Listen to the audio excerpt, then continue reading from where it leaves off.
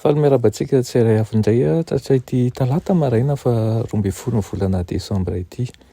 Manona ny fahasoavan'ny tompo amintsika tsirairay avy izay manjo sy manaraka an'izao fandaharana izao. Alohan'ny dirantsika ny amin'ny mofinainana io dia vavaka isika. Dia Andriamanitra tsara indrindranitra mitehera laza ny haja natolotra ianao ilay omaly tsy miova anio ary mandrakizay. Saotra anao izahay satria avy aminao ny loharan'ny aina, ny loharan'ny fitahiana rehetra, ka dia ianao no mendrika ho an-tsaina amin'izany. Tompo dia hiaona aminao izahay, handray ny hery avy aminao indray dia mangataka aminao mba hamela ny fahatsoana sy ny eloka rehetra, ary koa hiteny manoloana anay. Anaran'i Jesosy, amen. Lohatenin'ny mofinainantsika androany dia manao hoe loharan'ny fahendrena tsy mety diso. Loharan'ny fahendrena tsy mety diso. Nalaina amin'ny Jaona 9:7-20 manao hoe ny teny izay nolazaiko taminareo dia fanahy sy fiainana. Amen. Manan-danja avokoa ny zavatra ambaran'i Kristy. Toriteny mahatalanjo nalaina tao teo an-tendrombohitra, kanefa tsotra indrindra izany ka na ny zaza aza dia afaka handinika sy hahatakatra ny tena heviny. Ary tamin'Andriamanitra ny teny rehetra nolazaina, ary tamin'ny fahefan'ny lanitra ny tenenany. Hoy izy hoe ny teny izay nolazaiko taminareo dia fanahy sy fiainana. Fahamarinana ambony sy mahavonjy no mameno ny fampianarana. Tsy azo ampitahina amin'izany ny fanerena ambony indrindra sy ny fandiniana lalina indrindra ny olombelona. Tsapany ny faharavana mahatsiravina mandindona ny taranak'olombelona ka tonga izy mba hamonjy fanahy tamin'ny fahamarinana ary nitondra toko an'izao tontolo izao ny amin'ny fanantenana sy ny fanamaivana feno. Zavatra tsy manan-danja no mameno ny fisainan'ny mpampianatra maro amin'izao andro izao. Lovatsofina maro be izay tsy ahitana afa-tsy saritsary-pahamarinana no atao anatin'ny taranja ampianarina any amin'ireo sekolin'izao tontolo izao. Eo amin'ny fanambarana no misy ny herin'ny ankabeazan'ny fampianaran'ny olombelona ka tsy ao amin'ny fahamarinana. Ny fahaizana manaonana an'ireo mpampianatra tany aloha ihany no ampiasan'ilay mpampianatra ankehitriny, kanefa eo anatrihan'ny fanomezan-danja lehibe atao amin'ny tenin'ireo mpanoratra manana ny maha izy azy dia miharihary ny tsy filany saina amin'ny fitsipika manan-danja indrindra dia ilay loharan'ny fahendrena izay tsy mety diso.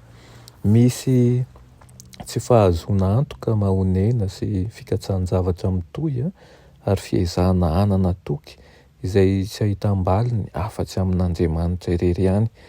Mety haneno ny trompetran'ny fahalehibiazan'ny olombelona saingy feo hafahafa no ataony. Tsy azo anteherana izany ary tsy miantoka ny famonjenany fanahy. Rehefa nandrato ny fahalalana arak'izao tontolo izao ny lehilahy sy ny vehivavy dia mihevitra fa nahazo harena lehibe ka nahily ny baiboly.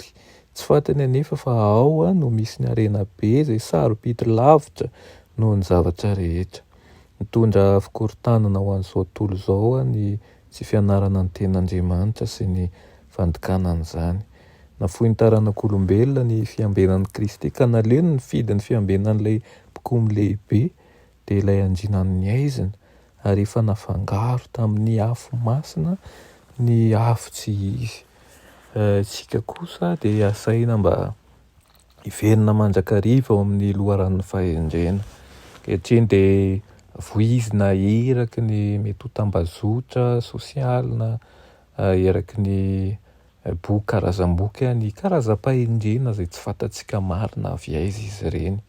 Kanefa mazava ny toromarika omen'ny ten'Andriamanitra antsika izay avy amin'ny tena ilay loharan'ny fahendrena izay tsy mety diso.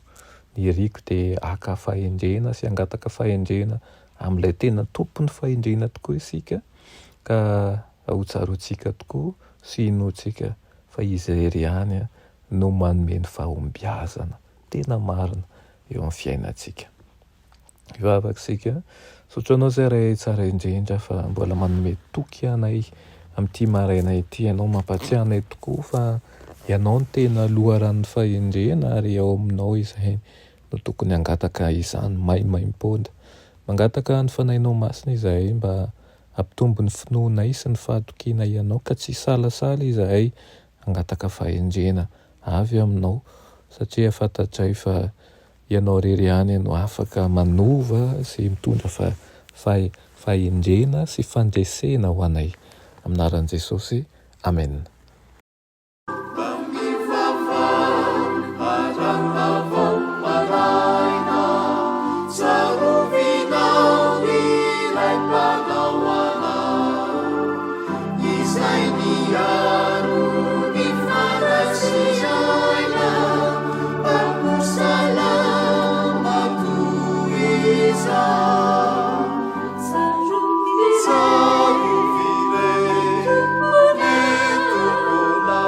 Savior.